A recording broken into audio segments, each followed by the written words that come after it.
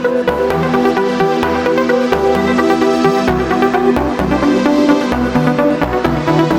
দেশবাসী, বিগত 18 মাস আমার উপর অর্পিত দায়িত্ব নিষ্ঠার সাথে পালন শেষে একটি নির্বাচিত সরকারের কাছে দায়িত্ব হস্তান্তরের প্রাক্কালে অন্তর্বর্তী সরকারের প্রধান উপদেষ্টা হিসেবে আজ আমি আপনাদের কাছ থেকে বিদায় নেবার জন্য উপস্থিত হয়েছি। দেশবাসী, শিশু, কিশোর কিশোরী, তরুণ তরুণী, ছাত্রছাত্রী, নারী পুরুষ, নবীন প্রবীণ, আপনাদের সকলের প্রতি আমার আন্তরিক সালাম ও গভীর শ্রদ্ধা।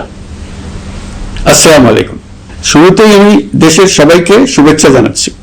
দীর্ঘ 17 বছর পর একটি উৎসব মুখর, অংশগ্রহণমূলক ও শান্তিপূর্ণ জাতীয় নির্বাচন সফলভাবে সম্পন্ন করার জন্য এই নির্বাচনের মাধ্যমে জনগণ, ভোটার, রাজনৈতিক দল, প্রার্থী, নির্বাচন সংশ্লিষ্ট প্রতিষ্ঠান ও আইনশৃঙ্খলা বাহিনী সম্মিলিতভাবে একটি প্রশংসনীয় নজির সৃষ্টি করেছে।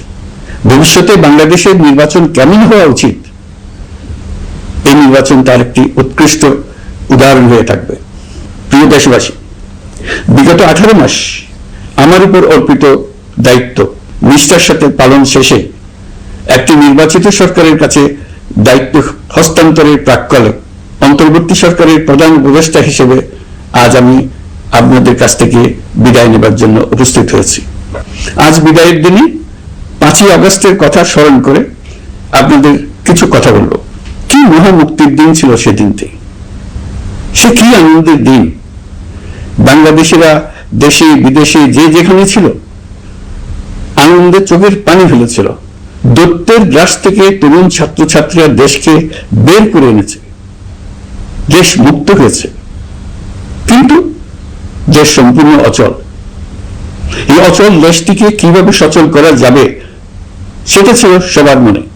অভ্যুত্থানের ছাত্র নেতারা ঠিক করলো দেশকে সচল করার জন্য একটি সরকার লাগবে।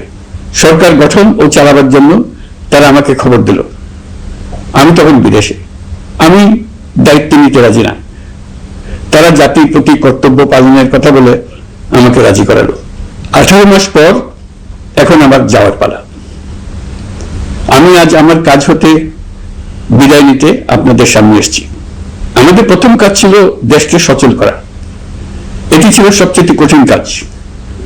যারা দেশকে লুটে পুটে খেত তারাই দেশের এই যন্ত্র চালাতো। তাদের একান্ত অনুগত লোকজন নিয়ে অভ্যুত্থানের সঙ্গে সঙ্গে সবাই পালিয়ে গেছে। বড় কর্তা পালিয়েছে, মাঝারি কর্তা পালিয়েছে, অন্যরা ভোল পাল্টিয়েছে অথবা আত্মগোপনে চলে গেছে। কেউ নানা জনের সুপারিশ নিয়ে আসছে, তারা অভ্যুত্থানের গোপন সৈনিক ইত্যাদি। সরকারের ভেতর যারা পালিয়ে যাননি তাদের মধ্যে কাকে বিশ্বাস করবেন, কাকে বিশ্বাস করবেন না, এটি মহাসংকট হয়ে দাঁড়ালো। যতই মৃতদেহের অঙ্গ প্রত্যঙ্গবিহীন দেহের সন্ধান আসছিল ততই তারা চিহ্নিত হচ্ছিল। সেই থেকে 18 মাস চলে গেছে। অবশেষে 12ই ফেব্রুয়ারি আসলো। 1.5 যুগ পরে দেশে একটি জাতীয় নির্বাচন এবং ব্যাপক সাংবিধানিক পরিবর্তনের জন্য সর্বসম্মত জুলাই সনদের উপর গণভোট অনুষ্ঠান হলো। এই নির্বাচনে উৎসব মুখর পরিবেশ, দেশের সর্বত্র একটা ঈদের পরিবেশ ছিল যা আমাদের ইতিহাসে স্মরণীয় হয়ে থাকবে। এই প্রতিদ্বন্দ্বিতামূলক নির্বাচনে যারা জয়ী হয়েছেন তাদের আমি অভিনন্দন জানাচ্ছি।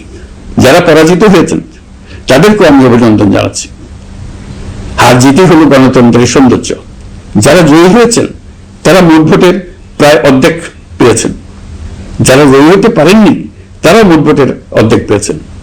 যারা জয়ী হতে পারেননি তারা এই জেনে আশ্বস্ত হবেন যে প্রায় অর্ধেক ভোটার আপনাদের উপর আস্থা রেখেছে। আগামী দিন নতুন সরকার দায়িত্ব গ্রহণ করবে। এর মাধ্যমে আমাদের 18 মাসের দায়িত্বের সমাপ্তি হবে।